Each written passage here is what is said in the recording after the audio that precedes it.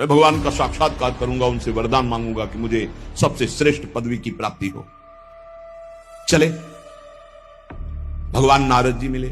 पहला प्रलोभन, चलो अभी तुम्हें इस सम्राट पद पर नकार दिया। फिर भय, सांप हैं, बीछी हैं, जंगल के बड़े, और फिर यक्ष राक्षस, न जाने कौन कौन है। तुम अभी बालक हो, तुम्हें खा जाएंगे, तुम क्या तपस्या करोगे, क्या भजन? नहीं, इससे भी नहीं निकले, कुछ भी हो, कदम वापस नहीं जाएंगे। अब तो हरि की प्राप्ति। तो गुरु मंत्र दे। 6 महीने बहुत ही देह भाव रहित होकर उच्च कोटि की साधना की। बालक होने पर यही मथुपुरी में देह भाव रहित होकर के, क्योंकि जंगल में ऐसे ऐसे मच्छर बड़े बड़े ना, एक मच्छर मारे तो पूरा होश खराब हो जाए, पूरी चेतना जागल। तो उस 5 वर्ष के राजकुमार के शरीर में कितने मच्छर चिपके रहे होंगे, क्या क्या भयावह। हमने तो सैनपुर में देखा, आसन लगा बैठे, काला नाग सांप ऐसे फुसकार रहा है। पूरा दृढ़ निश्चय है कि अगर ये काटने का समय है तो काट लेगा, नहीं काटना तो बिल्कुल नहीं काटेगा, बैठे रहो। वैसे पास से निकल गए, छाती से भी निकल गए हैं।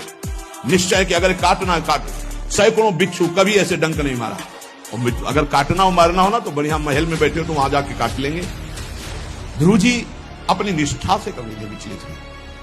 अब जब भगवान सामने आए तो आखिरकार 5 वर्ष के बालक घबरा गए। भगवान का तेज, भगवान का रूप, भगवान की महिमा।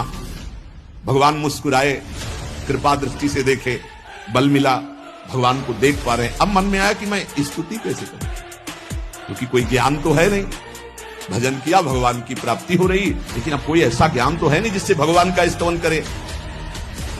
भगवान की तरफ देख करके कुछ कहना चाहते हैं, पर क्या भगवान को कहें ये ज्ञान नहीं।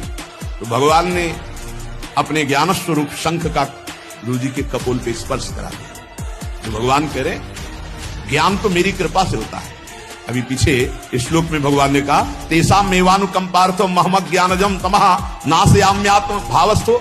अनात्म भाव का ये जो आत्मस्वरूप अनात्म देह में भाव आ गया है, इसके नाश का जो ज्ञान होता है, ये भगवान की कृपा से होता है। जे भी संग छुआया दिव्य ज्ञान और भगवान की दिव्य स्तुति की।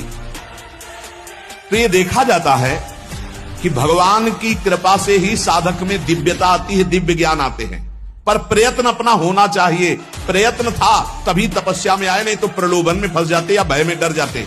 ना प्रलोभन में फंसे चक्रवर्ती सम्राट पद देने पर, और ना भय में फंसे कि सांप बीछी और सिंह खा जाएगा, इससे भयभीत नहीं हुए। और प्रयत्न इतनी जोर का किया, आप भागवत में पढ़ लीजिए, देह भाव रहित होकर कितना कठोर तप, 6 महीने में भगवत साक्षात्कार।